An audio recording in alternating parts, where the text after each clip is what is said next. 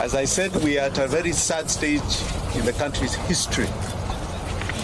I'm going to read this statement and know that it has been compiled by all of us because we want to send a message directly to William Samoei Ruto. Directly to him. Crooked Ruto is responsible for the illegal abductions and killings. Today, we stand in solidarity and empathy with all the families here and those who did not make it to come for their sons and daughters who have been abducted and have disappeared. It is devastating for a family and friends when a loved one disappears. Yet this is a harsh reality facing Kenya today. I myself am very touched by the plight that has been going on, and more so because Bob Jage and the Longman twins came to visit me in Kamkunji after I was illegally arrested by the police. They were abducted after visiting me. This is 3 weeks now, and they have not been seen, notwithstanding a lot of the court orders. So this is a direct affront to some of us personally. Your pain is my pain. We are sounding the alarm. We are on the edge of an abyss and moving speedily in the wrong direction. We must wake up and collectively demand for truth, accountability, and justice. Many times it is said that if it happens to one, we keep quiet. It happens to another, we keep quiet. Eventually it will land in each of our doorsteps. We saw this during the abductions of so-called terror suspects. We've seen it over the years. But because there is a security team that tells us that it's for our benefit, we keep quiet. Today they have extended it to people who have been peacefully demonstrating in this country. Abductions is becoming a way of life. Extrajudicial killings, a way of life.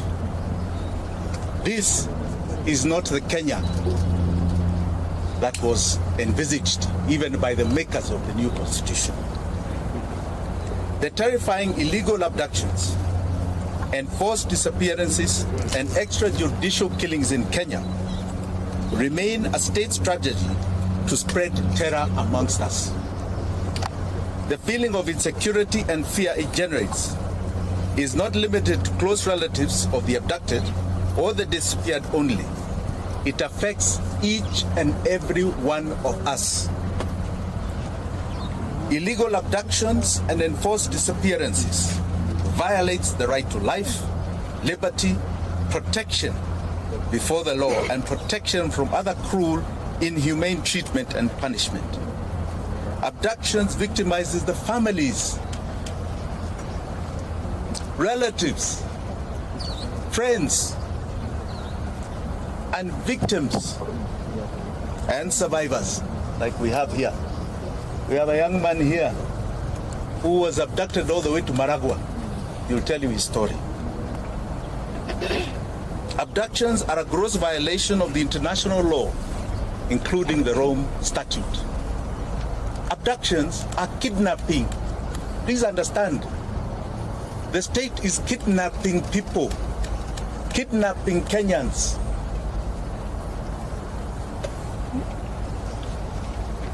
They are a crime against humanity.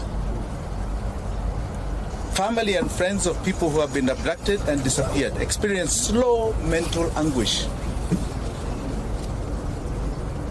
not knowing whether their son or daughter, mother or father are still alive, not knowing whether he or she is being held or how they are being treated. Searching for the truth put whole families in great danger. There are some families we wanted to visit. I myself directly, with my deputy Willis Otieno, and I can tell you those families are afraid. They want to meet us in private because they are afraid that the attention we may cause will victimize them.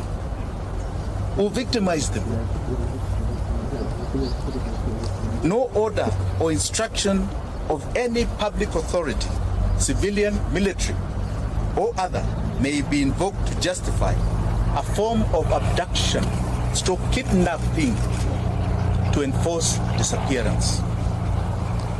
Any person receiving such an order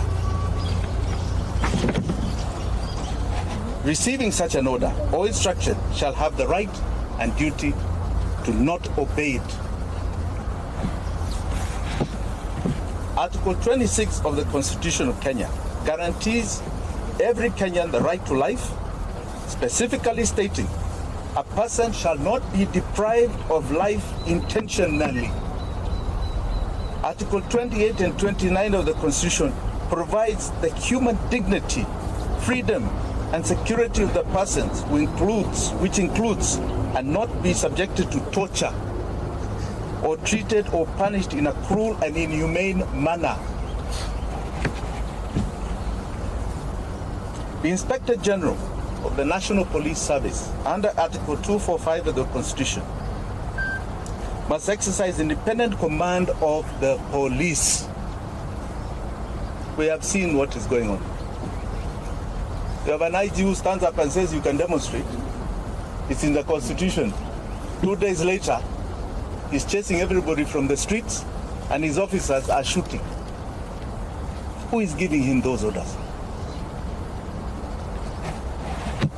The IG is constitutionally required to ensure the police operate with the highest standards of professionalism and comply with constitutional standards of human rights and fundamental freedoms while performing their work.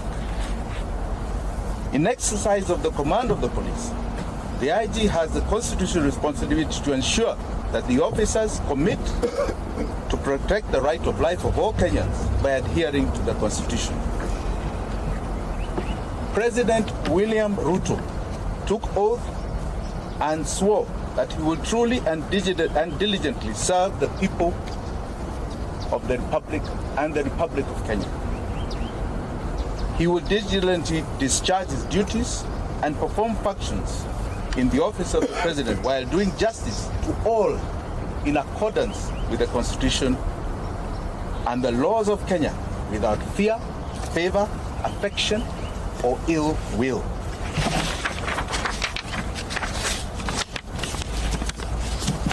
President Ruto, and I say crooked Ruto, the crooked man, took oath and swore to faithfully bear true allegiance to the Republic of Kenya and will obey, observe, protect, and defend the Constitution of this country. And he will protect and uphold the sovereignty, the integrity, and the dignity of every single Kenyan. That is an oath you are swearing to God before 54 million Kenyans. Regrettably, today it can be confirmed that crooked Ruto has not only violated the Constitution of Kenya, but has contravened his oath of office. He has become a constitutional delinquent. For the avoidance of any doubt, if any of you have any,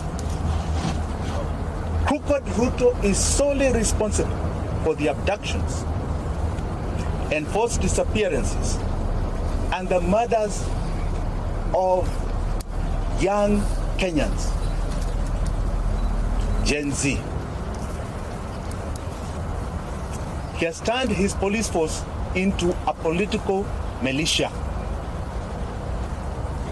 Kenyans must never forget William Ruto's history. And Kenyans will never forget what he's doing to us today. Crooked Ruto is hypocritically mocking, laughing, and demeaning the abducted, disappeared, and murdered sons and daughters of this country and their loved ones who are painfully crying daily. The only crime they have committed is exercising their constitutional and democratic right to peacefully